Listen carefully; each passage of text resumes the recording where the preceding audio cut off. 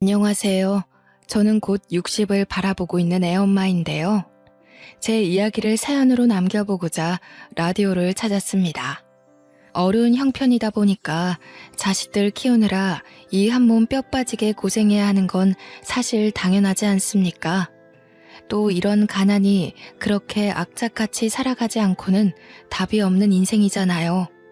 그러나 저는 가난한 지난 삶을 한탄하고자 이 글을 쓰게 된 건 아니고요. 제게는 목숨보다 중요한 아들이 있는데 아들 문제 때문에 이 사연을 쓰게 되었어요. 아들 흉을 보려는 건 아니지만 아들의 실수로 인해서 하마터면 가난보다 더 고통스러운 시간을 맞을 뻔했거든요. 정말 용기 내서 이 사연을 들려드리는 거라 부디 누구의 탓은 말아주시고 감상 부탁드립니다. 저는 남편과 결혼한 지 10년 만에 남편과 사별을 했는데요. 한순간에 홀몸이 된 저를 버티고 극복할 수 있도록 만들어준 자랑스러운 존재들이 있습니다. 바로 남편의 자리를 든든하게 채워준 두 아들이었죠. 첫째 아들과 둘째 아들은 나이 차이가 10살이 나는데 거의 첫째가 둘째를 키우다시피 보살폈어요. 그 말은 제가 둘째를 출산하자마자 남편을 잃었다는 말과도 연결이 되죠. 남편과 함께한 첫째의 출산과 달리 둘째의 출산은 제게 갑작스러운 산통이 와서 119를 불러 실려가게 된 경우였습니다. 당시 형편이 좋지 않았던 시절이라 남편이 주간일 끝나고 밤에 대리운전을 하고 있었어요. 첫째가 대신 남편한테 전화해서 제 사정을 알렸나 봐요. 뒤늦게 제 상황을 알게 된 남편이 놀라서 일을 일찍 마무리하고 급하게 병원을 오다가 교통사고를 당해버린 겁니다. 제가 출산한 몸이라서 남편이 눈 감는 그때 옆에 있어주지 못한 것이 아직도 한으로 남아있어요. 저는 당시 당장 움직이기도 힘든 몸인데다가 장례를 봐줄 사람이 없어서 바로 발인을 해야 했습니다. 첫째가 그 어린 나이에 어른들이 시키는 대로 따르면서 남편의 마지막 길을 배웅해 주었어요. 참 기특하면서도 하필 그 당시에 출산한 제 스스로가 너무 원망스러웠습니다. 남편과 저는 함께 가난했지만 남편이 늘 제게 풍족한 사랑을 주면서 버팀목이 돼주었는데요. 집안의 든든한 기둥이 사라지자 그 사실만으로 세상이 무섭고 정말 많이 힘들더라고요. 제가 당시 아이들을 두고도 어른답지 못하게 매일 밤 울었던 걸로 기억합니다. 그런 제 마음을 어린 첫째 아들이 미리부터 알고 일찍부터 철이 들어버리는데 한몫해버리고 말았죠. 첫째는 어린이일 때부터 아이답지 않았거든요. 첫째가 당시에 초등학생이었는데 갓 태어난 둘째 때문에 제대로 어리광도 한번 못 피워본 착한 아이예요. 저도 남편을 잃고 정신없는 상황에서 둘째한테만 신경을 쓰는 바람에 첫째를 많이 못 챙겼거든요. 그럼에도 첫째는 불평도 없었고 학업 성적이 떨어지는 것도 아니었습니다. 오히려 반장까지 하면서 반에서 모범을 보였어요. 첫째가 꼭 받아오는 상이 하나 있었는데 학교 생활과 타 학생들에게 모범이 되면 주어지는 표창장을 매년마다 받아오더라고요. 그럴 때면 둘째만 챙기느라 첫째의 학교 생활을 들여다봐주지 못한 것이 얼마나 미안한지 모릅니다. 아직까지도 첫째 아들만 생각하면 엄마 노릇 한번 못해준 게 그렇게 후회와 미련이 남아요. 알지만 그럼에도 불구하고 당시 제겐 갓난아기인 둘째가 너무도 큰 영역을 차지하고 있었어요. 한 번씩은 제가 아이에게 해선 안 될 기대를 첫째에게 바라면서 화낼 때가 있었는데요. 호준아, 엄마가 동생한테서 눈 떼지 말라고 그랬잖아. 아유, 애 머리 빨개진 것 좀 봐. 멍들겠네. 이런 데 올려놓으면 금세 구부러진다고 몇 번을 얘기했어.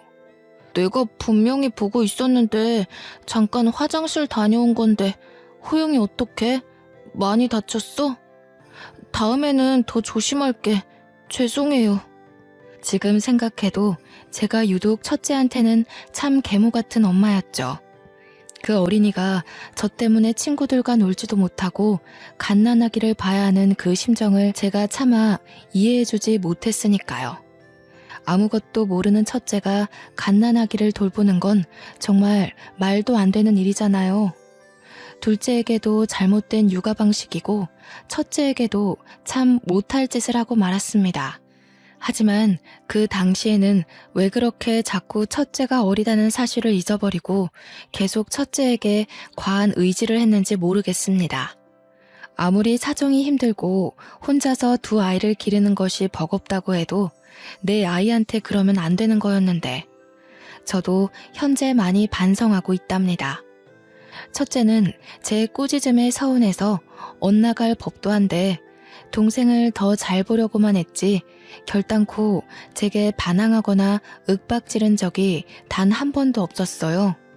제가 가끔씩 구했던 일이 아파트 청소였는데 첫째가 학교 안 가는 날이면 동생까지 업고서 같이 청소를 도와주곤 했습니다. 그게 아파트 단지에 소문이 나는지 지나가는 주민들이 전부 우리 첫째를 보면서 경악을 금치 못했고 일부러 저희를 들여다보러 오는 사람들도 있었습니다. 어머나, 조그마한 애가 아기를 업고 있네.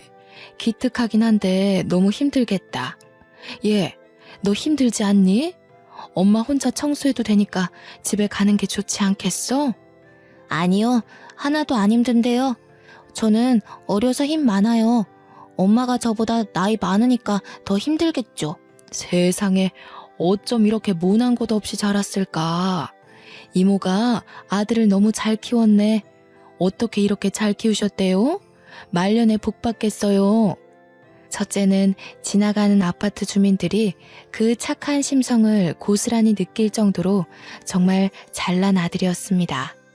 저는 항상 첫째의 나이를 잊고 지내다가 주민들에게 그런 말을 들을 때면 뒤늦게 죄책감을 느꼈죠. 어느 집에서 아이가 아기를 업고 계단 청소를 하게 만들겠어요? 그렇다 해도 둘째가 있는 이상 첫째보다는 둘째를 더 챙길 수밖에 없는 처지였어요. 둘째는 항상 첫째보다 10살이나 어린 약한 존재였으니까요. 저는 그곳에서 첫째를 고등학교 보낼 때까지 일을 했던 걸로 압니다. 고등학생이 된 첫째는 사춘기 시기에도 불평 한 번 안 하고 그때까지 제 일을 도왔어요. 오히려 첫째의 지극한 효심은 나이를 먹고서 더 커지더라고요. 초등학생이 된 둘째의 연락도 첫째가 꼬박 받으며 둘째가 학교를 하교하면 늘 데리러 가고 그랬습니다. 제가 둘째 걱정을 덜 수 있도록 첫째가 저보다 먼저 나서서 자기 동생을 잘 챙겼죠. 제가 남편을 잃어 무너져 내릴 뻔했던 마음을 붙들고 힘낼 수 있었던 건 솔직히 첫째의 덕이 다했다고 봅니다. 그러나 속 한 번 썩인 적 없던 첫째가 딱 한 번 큰일을 낸 적이 있었는데요. 그날은 첫째가 모의고사 문제로 선생님과 상담을 해야 해서 아파트 청소를 늦게 도와주러 온 날이었습니다. 그날 둘째도 초등학생이다 보니까 알아서 제가 일하는 곳에 왔고 둘째가 얌전히 기다리고 있으니 첫째에겐 바쁘니까 굳이 안 와도 된다고 말을 했거든요. 그런데도 첫째가 기어코 찾아왔더라고요. 그런데 하필 제가 그날에 청소를 하다가 실수로 이 아파트를 찾아온 손님의 어린 딸에게 더러운 물을 튀기는 바람에 한바탕 난동이 벌어진 거 아니겠습니까? 여태 일하면서 실수 한 번 한 적이 없던 저도 그날은 놀라서 우왕좌왕하며 많이 당황했습니다. 어머나, 시은아 괜찮니? 이 아줌마가 정말 우리의 옷 다 젖었잖아요. 어떡하실 거예요? 안 그래도 날 추워지는데 감기라도 걸리면 어쩔 거냐고요. 죄송합니다. 그 옷은 제가 다 변상해 드릴게요. 연락처랑 계좌번호 알려주시면 지금 바로 송금해 드리겠습니다. 정말 죄송합니다. 어이가 없어서 이 옷이 얼마짜린지 알아요? 어린애 옷이라도 아줌마가 입고 있는 거적대기보다 비싼 거예요. 뭐 이렇게 조심성 없는 사람이 일을 하고 있어? 어디서 고용한 거래요? 여기는 사람 뽑을 때 테스트도 안 해보고 뽑나 봐? 그 아줌마의 딸에는 저의 둘째랑 비슷한 또래로 보였습니다. 제가 봤는데 물이 아이 스타킹으로 살짝 튀었거든요. 물론 그마저도 제 실수가 맞아서 떳떳하게 주장할 입장은 아니었지만 솔직히 아이가 좀 유독 유난스럽게 엉엉 우는 겁니다. 그 때문에 아줌마도 더 역정을 내면서 일이 더 커지는 느낌이었어요. 이 모든 걸 아이스크림 쪽쪽 빨면서 지켜보고 있던 둘째가 그 아이에게 다가가 먹던 아이스크림을 내밀더라고요. 그러자 그 딸애가 울음을 뚝 그치는 게 아니겠어요? 딸애가 우리 둘째가 주는 아이스크림을 받으려고 하는데 그 순간 아줌마가 그걸 탁 내치는 바람에 아이스크림이 바닥에 떨어졌습니다. 둘째가 좋은 마음으로 아이에게 사과를 표현했다는 걸 알아서 저는 당시 둘째가 받았을 상처가 조금 걱정되더군요. 이 꼬맹이가 더럽게 어디다 대고 그런 불량식품을 들이대? 애미나 새끼나 구질구질한 건 똑같아가지군. 더러우니까 저리 가. 얼른. 아니나 다를까 둘째가 아줌마 호통에 겁을 먹고 울먹거리기 시작했어요. 이젠 아줌마 딸이랑 제 아들이랑 둘이서 울어대는데 저는 얼른 둘째를 아줌마 곁에서 떨어뜨려 놓으며 뒤로 숨겼습니다. 잘못 없는 내 자식에게까지 불똥이 튀니 그것만큼은 도저히 봐줄 수가 없어서 한 소리 하려고 했습니다. 어른 잘못은 어른끼리 해결해야지 죄 없는 아이한테 트라우마를 남겨줄 필요는 없는 거잖아요. 그래서 아줌마한테 당장 사과하려고 소리치려 했습니다. 그런데 하필 그때 바로 첫째가 나타났지 뭡니까? 첫째는 나타나자마자 한마디 말도 안 하고 곧장 행동으로 보여줬는데 제가 청소한다고 쓰고 있던 물동이를 들어서 그 아줌마에게 사정없이 뿌려버렸습니다.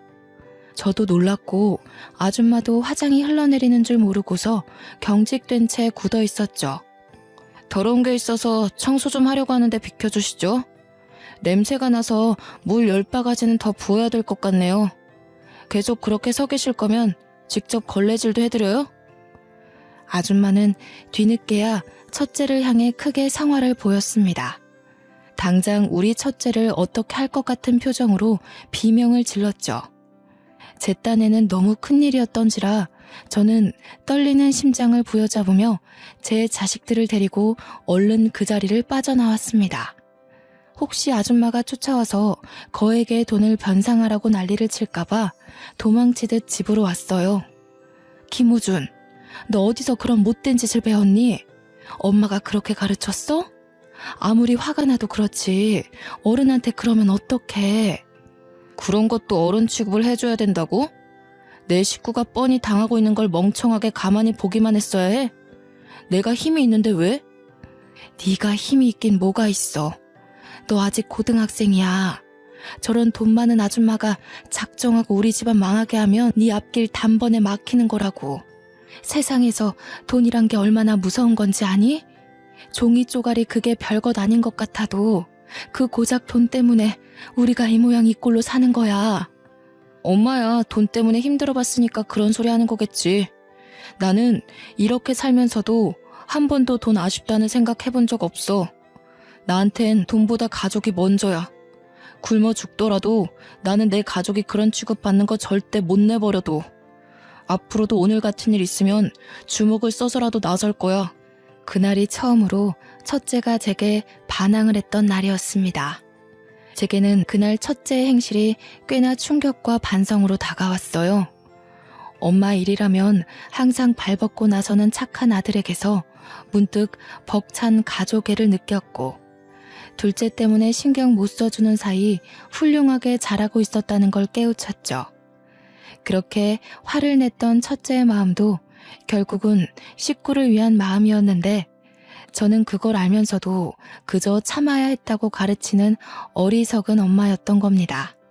저는 첫째의 마음을 이해하지만 그러다 어려운 우리 형편에 큰 화라도 당할까봐 그걸 더 걱정했던 것 같아요.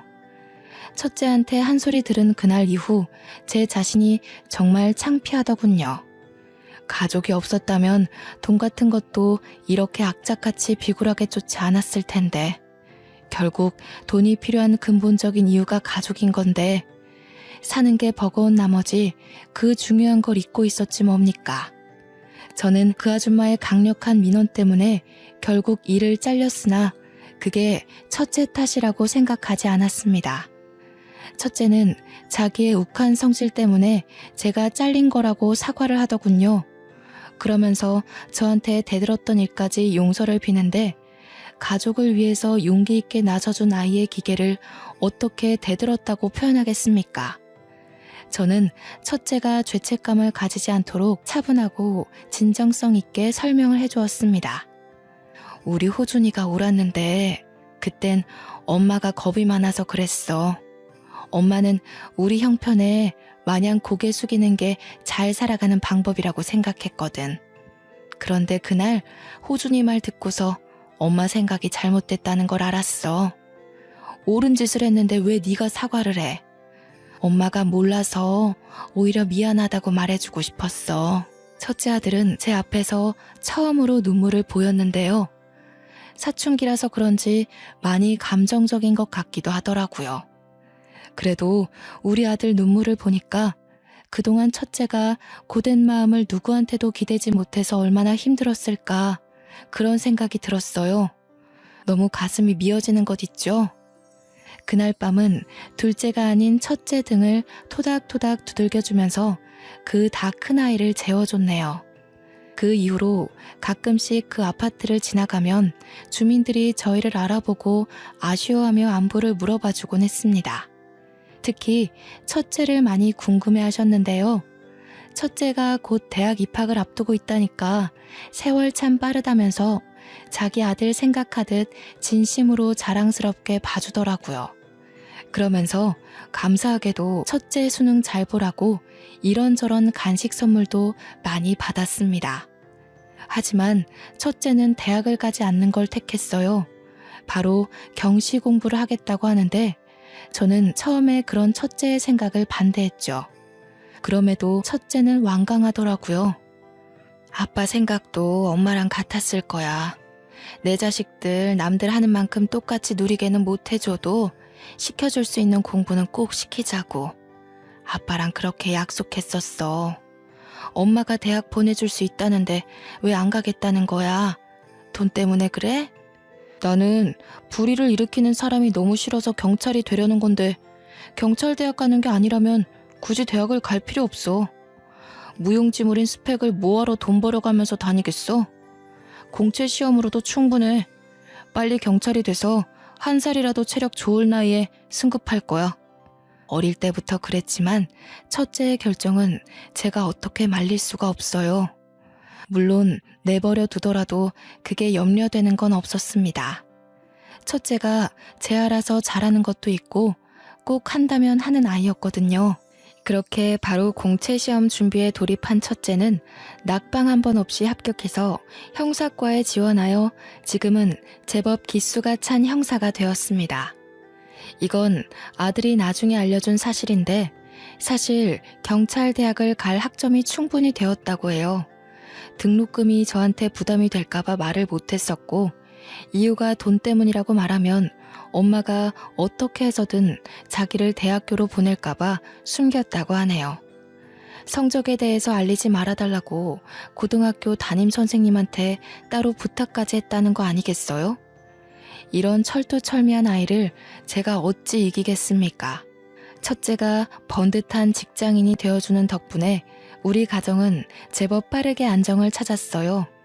청소 일을 잘리는 바람에 고깃집에서 불판 닦는 일을 하던 저는 첫째의 제안으로 일을 완전 관두게 되었고요. 둘째는 첫째가 보내주는 돈 덕분에 수월하게 대학을 갈 수 있게 되었습니다. 둘째도 형을 따라 대학을 가지 않고 바로 직장인이 되길 원했지만 첫째가 둘째만큼은 대학을 가서 좀 더 대접받는 삶을 살길 바라더라고요. 형은 대학 안 가도 돈 잘 벌고 있잖아. 나도 굳이 대학 갈 필요 없다고 생각했어. 자격증 준비하고 혼자 공부해서 취업할래. 형, 여기까지 오는데 엄청 힘들었어. 그래도 형은 맷집이 강해서 어느 누가 질타를 해도 쉽게 이겨낼 고집이 있었거든. 근데 우리 착한 호영이는 마음이 여리잖아. 그래서 형은 호영이가 좋은 스펙 쌓아서 형보다 더 좋은 직업을 가졌으면 좋겠어. 그것도 또 하나의 힘이 되거든.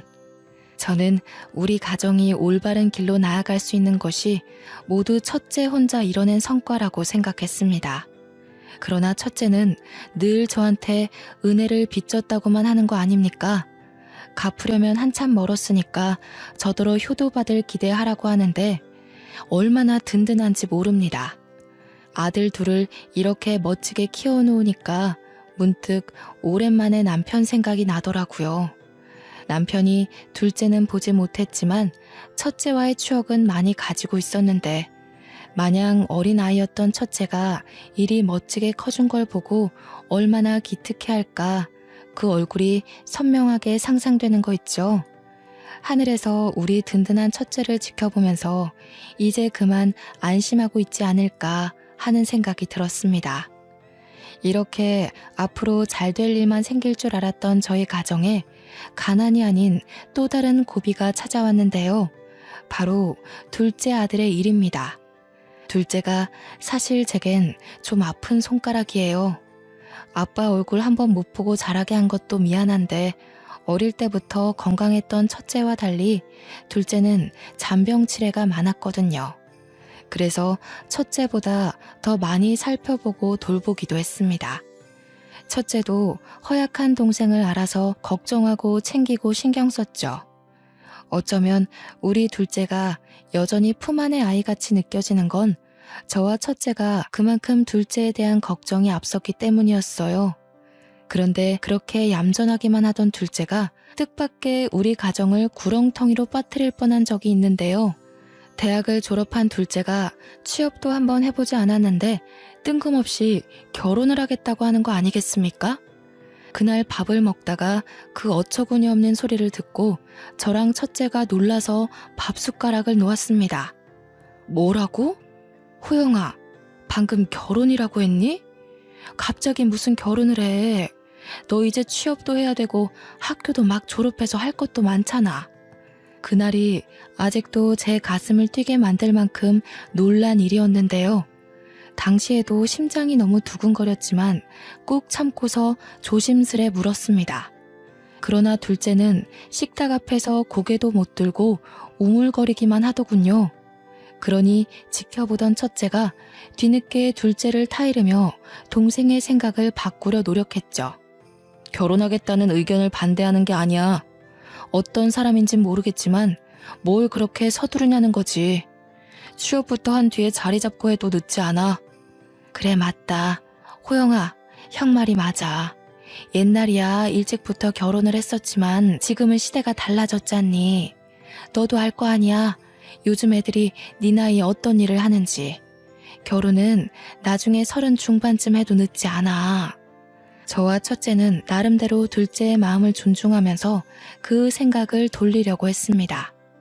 그러나 둘째가 뒤이어 하는 말에 결국 첫째가 먼저 평정심을 잃고 말았지 뭡니까. 저도 둘째의 뒤은 고백에 너무 놀라 숨이 멎는 줄 알았습니다. 그게 무슨 소리야? 임신이라니? 지금 사고를 쳤다는 얘기야? 너 이거 사실 맞아? 도대체 밖에서 무슨 짓을 하고 다니는 거야? 같은 과 여자애랑 사귀고 있었는데 술 먹고 실수를 해서 나도 모르고 있었는데 알고 보니 임신이라고 하더라고. 사진도 있어. 둘째가 휴대폰으로 보여주는 초음파 사진에 저는 심장이 내려앉았고 첫째는 더 큰 소리로 둘째를 나무랐습니다. 둘째는 잘못했다고 할 뿐이었어요. 이게 다 무슨 일이라니. 어머나, 여보, 우리 아들이 어떻게 이런 큰일을... 이 사실을 여자 쪽에도 알고 있을 거 아니니. 그쪽에선 얼마나 더 청천벽력이겠어. 아이고, 호준아, 네 동생을 어쩌면 좋아. 이 일을 어떡하니? 저희끼리 날고 긴다고 상황이 달라지는 게 아니라는 거 압니다. 결국엔 정해진 길을 따라 걸을 수밖에 없다는 것도 알고 있었고요. 한참을 소갈이 하다가 저는 할 수 없이 둘째가 임신시켰다는 그 여자를 데려오라고 했습니다. 첫째가 나서서 반대를 했지만 저는 첫째까지 설득시켜서 일단 그 아가씨를 한번 만나보기라도 하자고 했어요. 그렇게 며칠 뒤 둘째가 데려온 앳된 아가씨를 만났는데요.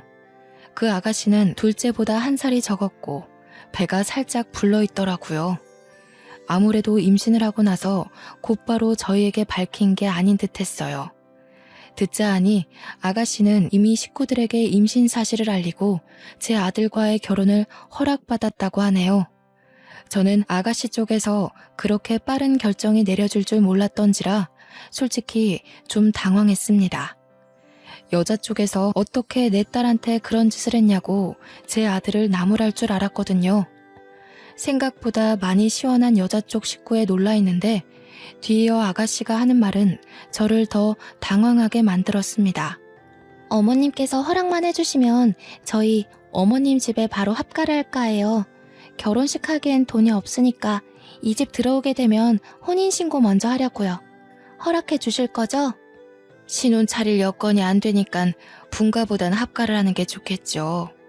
그런데 둘이 경제적으로 준비된 것도 없으면서 뭘 어쩌겠다고 그런 실수를 저질렀어요? 어릴수록 더 조심했어야지.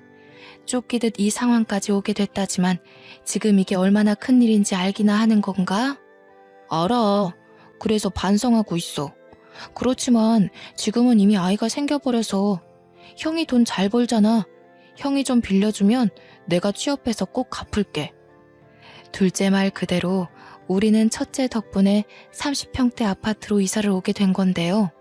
서울 아파트 비싸잖아요. 온전히 첫째의 벌이로 전과 비교할 수 없을 만큼 편안한 팔자를 누리는 중이었어요. 그럼에도 첫째 등골이 크게 휘는 정도가 아니었다는 건 첫째가 확실히 경제적으로 지분이 크다는 말과 같습니다. 둘째랑 아가씨 둘이서 나름대로 방법을 생각했던 건지 둘째가 자기 형 눈치 보면서 말을 하는데 다소 기가 막혔던 건 옆에서 낯짝 뻔뻔하게 들고 있는 아가씨의 말 때문이었어요. 아주버님이라고 불러야 되겠죠? 그런 말 생전 해본 적이 없어서 어색하다. 아주버님, 저희 돈 좀 빌려주시면 안 될까요? 진짜 꼭 갚을게요. 호영 오빠가 경영학과 나왔잖아요. 대기업 취직하면 금방 갚을 수 있어요. 그 돈을 왜 제 동생만 저한테 갚아야 된다고 생각해요? 그쪽은 제 동생한테 빌붙기만 할 거라는 뜻이에요? 어머, 무슨 말씀을 그렇게... 당연히 저랑 호영 오빠 결혼하게 될 텐데 그럼 호영 오빠 돈이나 제 돈이나 같은 거죠. 원래 부부라는 게 그런 거잖아요. 쓸데없이 당찬 아가씨의 모습에 첫째뿐 아니라 저도 할 말 잃었습니다. 잠깐의 만남으로만 봐도 아가씨 성품이 얌전한 타입은 아니라는 게 느껴졌거든요. 어쩌다가 우리 조용한 둘째 아들이 이런 왈가닥 여자와 어울리게 되었는지 나중에는 현기증이 나더라니까요. 별 수 없이 이대로 결혼을 시켜야 하는 건가 골머리를 앓고 있었는데 며칠 뒤 뜻밖의 일이 생겼습니다. 둘째가 면접 보러 가서 없는 집에 그 아가씨가 혼자 찾아온 거 아니겠습니까? 첫째도 근무 시간이라서 그 시간에는 저만 집에 있었어요. 어머님, 저 오늘 여기서 저녁 먹으려고 왔어요. 호영 오빠랑 같이 오려고 연락했는데 호영 오빠가 먼저 가 있으라고 하더라고요. 들어가도 되죠? 곧 식구가 될 아가씨니까 집에 오는 건 문제되지 않았습니다. 그러나 이렇게 무작정 찾아오는 것이 한두 번이 아니라는 겁니다. 한 번 찾아오기 시작한 아가씨는 일주일에 4번 정도는 연달아 찾아왔어요. 어떨 때는 둘째 방에서 자고 가기도 했습니다. 배가 불러있는 여자를 함부로 내칠 수도 없고 결혼하기 전까지 거리를 두라고 떼어놓을 수도 없어서 참 난감하더라고요. 결국은 둘이 결혼을 시켜야 하는데 저도 하루 일찍 며느리로 집에 들여야 하나 고민이 더 늘어갔어요. 결혼을 시키는 쪽으로 마음이 기울던 어느 날 둘째와 아가씨 관계에 대해 다시 돌아보게 된 계기가 있었는데요. 역시나 첫째와 둘째가 없는 그 시간에 아가씨가 또 찾아와서 오후부터 둘째 방에서 뒹굴거리고 있었어요. 제가 잠깐 장보러 나가야 될 것 같아 그 아가씨한테 집을 봐줄 걸 부탁했습니다. 네, 어머님. 천천히 다녀오세요. 참, 오시는 길에 복숭아 하나만 사주시면 안 될까요? 호영 오빠 아이가 아무래도 딸인 것 같아요. 자꾸 복숭아가 먹고 싶은 것 보면. 어차피 장 보러 가는 거라서 복숭아 하나 사오는 건 어렵지 않았어요. 알겠다고 말한 뒤 문단속 잘하고서 나섰는데 깜빡하고 장바구니를 안 챙겨왔더라고요. 당시 둘째 문제로 정신머리가 없어서 뭘 자꾸 까먹게 되는 거 있죠. 그래서 다시 집으로 돌아갔는데 바로 그때 저는 놀라운 말을 듣고 말았습니다. 호영 오빠 말고 형 되는 사람을 잡아야 될 것 같아. 호영 오빠는 허우대만 멀쩡하지 능력이 없어서 못 써먹어. 이름이 호준이던가? 그 오빠 돈 많아 보이더라. 이 아파트도 그 오빠 돈이래. 참, 나 이번 주 산부인과 가야 되는데 같이 가줄 거지? 몰래 남의 얘기를 듣는 것도 간 떨리는 일인데 심지어 엄청난 걸 들은 듯해서 두렵기까지 했습니다. 그대로 급하게 집을 나온 저는 장 보러 가는 내내 아가씨의 말을 곱씹어 보았어요. 그런데 생각할수록 그 아가씨가 뭐 대단한 비밀을 감추고 있는 느낌이 드는 거 있죠. 혹시 아가씨 뱃속의 아이가 우리 둘째 애가 아닌 건 아닐까 싶은 생각이 들기 시작했어요. 그러나 단지 엿들은 내용만으로 뭘 어떻게 알아볼 방법이 없어서 떨리는 가슴만 안고서 시간을 흘려보냈습니다. 혼자 소가리만 하다가 이대로 제가 뭔가를 알아볼 기회라도 놓치게 될까봐 결국 첫째를 몰래 불러서 그동안 엿들었던 내용을 알렸는데 첫째가 듣자마자 바로 행동으로 실천하는 겁니다. 그 뒤로 첫째는 형사기질을 발휘하여 아가씨를 뒷조사하기 시작했습니다. 아가씨는 서울 변두리 쪽에 집이 있었고 이혼 가정의 외동딸이었는데 원래는 잘 살다가 아빠 주식 때문에 집안이 망해서 부모님이 이혼을 했고 당시 일하는 사람이 엄마 하나라고 했습니다. 엄마도 전문적인 일이 아닌 아르바이트식으로 어렵게 돈을 모으고 있는 듯 했어요. 첫째가 한 번은 그 아가씨 뒤를 밟은 적이 있었다는데 따라가 보니 아가씨가 자기 엄마 일하는 곳을 찾아갔다고 하더군요. 그러나 첫째가 당황한 건 다른 부분에서 있었는데요. 그곳에서 아가씨 엄마를 보고 놀랐다고 했습니다. 그래서 더는 지켜보지 못하고 그대로 사진 몇 장만 찍고 바로 돌아왔다네요. 그리곤 그날 오후 어김없이 아가씨가 집을 찾아왔을 때 첫째가 그 사진을 처음 보여줬는데 아가씨가 엄청 당황하는 거 아닙니까? 지금 사람 뒤 밟았어요? 형사라고 그렇게 막 함부로 사람 미행해도 되는 거예요? 사진은 왜 찍는데요? 이거 초상권 침해예요? 당장 지워요? 왜요? 들키면 안 되는 거라도 있나 보죠? 어쩜 모녀가 하는 짓이 그리 똑같습니까? 정말 치가 떨려서 말이 안 나오더군요. 엄마도 봐봐. 이 아줌마 알 거야. 첫째가 보여주는 사진을 봤는데 사진 속 아줌마를 어디서 본 것 같긴 하지만 잘 기억이 나질 않았어요. 제가 고개만 갸웃거렸더니 첫째가 설명해 주더라고요. 제가 아파트 청소할 때 처음으로 민원을 넣은 아줌마라고요. 그제서야 그 악질 아줌마 얼굴이 생각났고 동시에 그 옆에 초등학생으로 보이던 딸의 얼굴까지 떠올랐어요. 바로 앞에 서 있는 아가씨를 보는데 그 어린 딸의 얼굴과 비스무리하게 겹치는 것 같기도 한 겁니다. 설마 그 아줌마 딸이 이 아가씨인가 싶더라고요. 둘째도 당시에 초등학생이었지만 자기 딴에는 큰일이어서 그런지 그때의 상황을 기억하는 것 같았어요. 우리 집 정보 알고 고의로 접근한 건 아닌 것 같으니까 그걸로 캐묻진 않을게요. 그런데 그 뱃속 아이 내 동생애 맞아요? 사진 속 이 남자애 아니고요. 뭐요? 무슨 소리 하는 거예요? 호영 오빠, 오빠 형 왜 이래? 오빠가 말 좀 해봐. 어머님이랑 아주버님이 나 모욕하잖아 지금. 둘째는 과거에 그 악질 아줌마의 딸이 자기 애인이라는 걸 알고부턴 아무 말도 못하고 있었습니다. 많이 놀라고 당황한 듯 보였어요. 그리고 사진 속에는 아줌마와 아가씨 말고 남자가 하나 더 있었는데 꽤 불량스러운 사람이었거든요. 아가씨와 다정하게 포옹도 하는 사진도 있었단 말이죠. 아마 그걸 보고 둘째가 충격에 더 충격을 받은 것 같았습니다. 몇 번을 말해요. 호영 오빠에 맞다고요. 이 사람 왜 이러는 거야 정말? 아주버님, 지금 나한테 실수하는 거예요. 아무리 제가 동생 와이프 될 사람이라고 해도 이렇게 하대하는 건 아니죠. 그렇게 자신만만하면 우리 동생이랑 유전자 검사 진행하죠. 호영이 아이라는 게 증명이 되면 우리도 마다할 이유 없어요.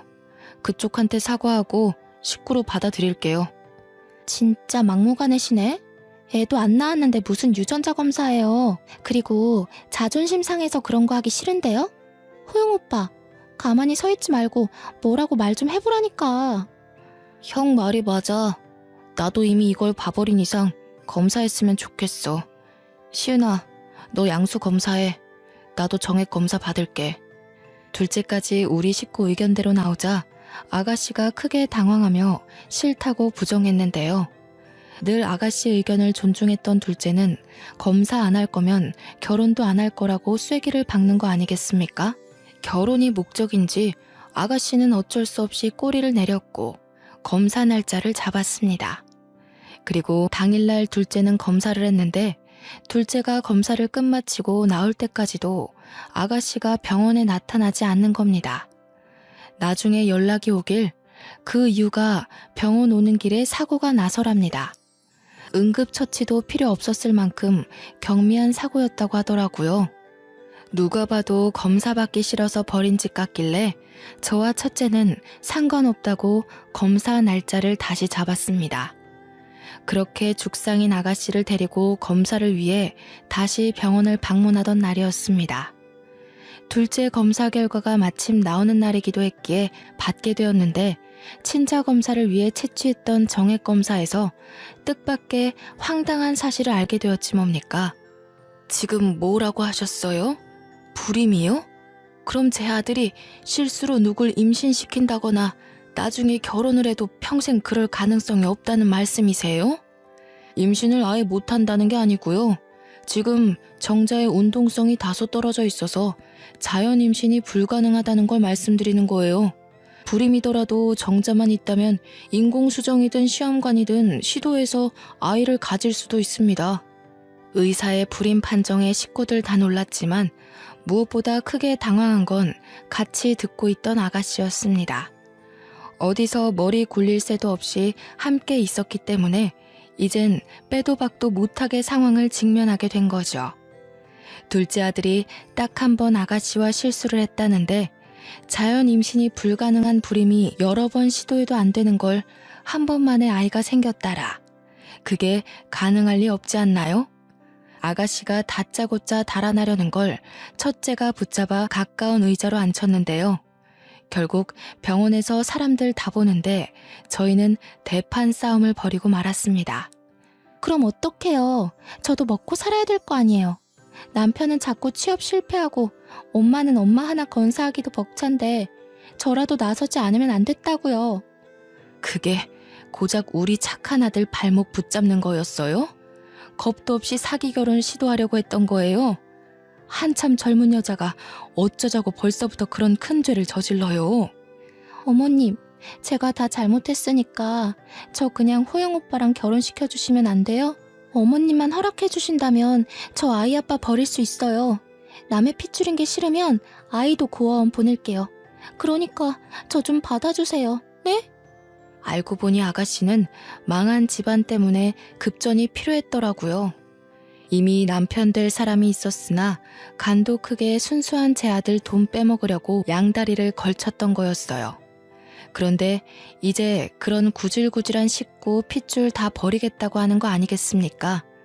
옆에서 듣는 내내 안쓰럽기는커녕 정말 최악이었습니다. 누가 너랑 결혼해 준대? 난 네가 그런 상식 없는 생각을 가진 애인 줄도 몰랐어. 남의 애라지만 너는 그 아이 엄마 아니야? 어떻게 태어나지도 않은 애를 버린 애 만에 쉽게 짓거릴 수가 있어? 정말 최악이다. 엄마가 허락하더라도 내가 너랑 결혼 안 해. 알겠어? 오빠가 이러면 안 되지. 내가 누구 믿고 여기까지 온 건데. 나는 그 남자보다 오빠를 더 좋아해. 어떻게 하면 믿어줄 건데, 응? 둘째가 더는 말을 잇지 않고 아가씨를 외면하자 첫째가 나서서 경찰서로 가자고 붙잡았습니다. 그러자 아가씨가 느닷없이 바닥에 무릎을 꿇더니 첫째 바지가랑이를 붙잡고 사정을 하더군요. 안 돼요. 이대로 가면 저희 집 진짜 망해요. 저희 엄마 식당에서 어렵게 돈 벌며 사는 거 알잖아요. 이대로 신고당하면 저희 다 길바닥에 나앉아야 돼요. 제발 경찰서는 안 돼요. 이렇게 빌게요. 우리가 아가씨의 엽기적인 사기 행각을 봐줄 생각은 아니었지만 주위에서 듣고 있던 모든 사람들마저 하나같이 아가씨 연기에 속지 말라고 당부하더군요. 겁도 없이 요즘 같은 세상에 저런 하찮은 짓을 한다고. 당장 빵에 넣어야 제2의 피해자가 안 나온다며 잡아가라 난리였습니다. 결국 아가씨는 얼굴까지 다 팔려가며 경찰서 행을 가게 되었죠. 이 사실을 알게 된 아가씨의 진짜 아이 아빠가 경찰서를 찾아왔는데요. 둘째와 저는 그 남자의 실체를 처음 본 거나 다름없었는데 상당히 우람하고 몸집이 컸습니다. 그런 남자가 다짜고짜 우리 둘째한테 상간남 소송할 거라고 난동을 부리는 거 아니겠어요? 그러나 첫째가 그 자리에서 바로 반박을 해버려 입을 싹 다물게 만들어버렸죠. 아가씨와 그 남자가 혼인 사이도 아니었을 뿐더러 정황상 둘이서 우리 둘째에게 사기 행각을 벌이려 했다는 사실만 도드라질 테니 소송에도 당연히 기각될 거라고 말했고, 오히려 우리 쪽에서 피해배상 청구 소송을 걸 테니 기대하라는 경고를 날려버렸습니다. 제가 법에 대해 잘 모르다 보니까 첫째의 말이 맞는지 아닌지도 모르겠더라고요. 그래서 우리 둘째도 아가씨랑 혼인 사이가 아닌데 피해배상 청구가 가능하냐고 슬쩍 물어봤더니 결혼을 전제로 만나온 관계라면 소송 제기가 가능하다고 하네요. 똑부러지는 첫째의 대처 덕분에 저희는 더 이상 협박받는 것 없이 문제를 해결할 수 있었습니다. 저희 첫째가 한다면 하는 애라고 말씀드렸지 않습니까? 첫째가 동료 직원에게 소개받은 변호사에게 의뢰를 했고 작은 금액이라도 꼭 고소를 하여 혼쭐을 내줄 심산으로 파고들었으니 그 아가씨 쪽에선 무슨 일이 있어도 이 소송을 피해갈 방법은 없을 겁니다. 그 후로 둘째가 평소보다 좀 더 위축된 채 취업 준비도 못하고 집에만 있었는데요. 자신의 어리석고 부족한 판단력 때문에 가족에게 피해를 준 것 같아 한동안 우울감에 빠져 있더라고요. 네 잘못이 아니래도 그렇게 작정하고 사기치는 사람들을 착한 네가 어떻게 알아봤겠어. 이번 일을 계기로 더 배웠다고 생각하면 돼. 다음부턴 조심하면 되지. 김호영, 너도 이제 언제든지 누구를 책임져야 할 가장이 될 수 있다는 거 이번에 톡톡히 알았으니까 더 단단해져야 돼. 세상엔 너보다 더한 사기를 당해서 재개하고 싶어도 못하고 사는 사람들 많아. 제발 한 번만 기회 달라고 기도만 하는 사람들도 많고, 그런 사람들과 다르게 너한텐 기회가 그냥 기다리고 있잖아. 첫째는 엄마인 제가 봐도 참 놀라울 만큼 어른스럽답니다. 첫째가 집에서 가장 역할을 너무 잘해주는 덕분에 제가 참 든든하네요.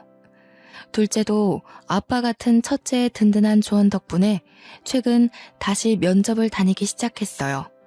둘째가 아무렴 부족한 마음에 그랬다고 하지만 그래도 제게 소중한 아들이 아닙니까? 바보 같은 짓 했다고 걱정되는 마음에 나무라기도 했지만 이마저도 제가 다 포용하고 넘어가야 한다고 생각해요. 자식 키우는 거 쉽지 않잖아요. 저는 남들과 달리 자식으로부터 애먹어본 횟수가 적다고 보거든요. 착하고 얌전하게 자라준 아들인데 이 정도 말썽은 피울 수 있다고 봅니다. 이 기회에 둘째가 나름 책임감에 대해 배운 모습이라서 오히려 위안이 되네요. 이렇게 시끄럽고 가슴 떨리는 사건이 불과 2달 전에 있었습니다. 그나마 하늘에 있는 남편이 우리 둘째를 지켜줬기 때문에 이만큼에서 사건이 마무리될 수 있지 않았나 그렇게 생각하렵니다. 사람이 살아가는 데에 마냥 순탄할 수만은 없다는 걸 알지만 우리 아들 둘은 부디 고난 역경을 다 피해갔으면 좋겠어요. 이게 자식 있는 부모들의 마음이겠죠. 사연을 쓰다 보니 엄마 역할을 잘 해내지 못한 저의 어리석음이 너무 돋보이더라고요. 쓰는 내내 얼마나 창피했는지 모릅니다. 좀 더 현명하고 똑똑한 엄마였다면 내 자식들이 좀 더 나은 환경에서 자라지 않았을까 하는 아쉬움이 있네요. 그래도 이렇게 모자란 저를 대우해주고 늘 우선으로 봐주는 착한 아들들이 있어서 제가 엄마 소리 듣고 잘 살고 있지 않나 싶습니다. 제 사연이 혹시 듣기 불편하진 않으셨나 모르겠어요. 사연을 즐겨 듣다가 저도 한번 도전해보고 싶어서 첫째 아들한테 컴퓨터를 좀 배웠거든요. 이걸 쓰는데도 거의 반나절이 걸렸지 뭡니까. 첫째가 도와준다고 하는데도 온전히 제 손으로 읽어내느라 한참 진땀을 뺐네요. 이제 이야기도 마쳤으니 그만 일어나서 허리 좀 펴야겠습니다. 서투른 제 사연 감상하신다고 고생 많으셨습니다. 모두 가시밭길을 피해가는 삶을 살길 바랄게요. 감사합니다.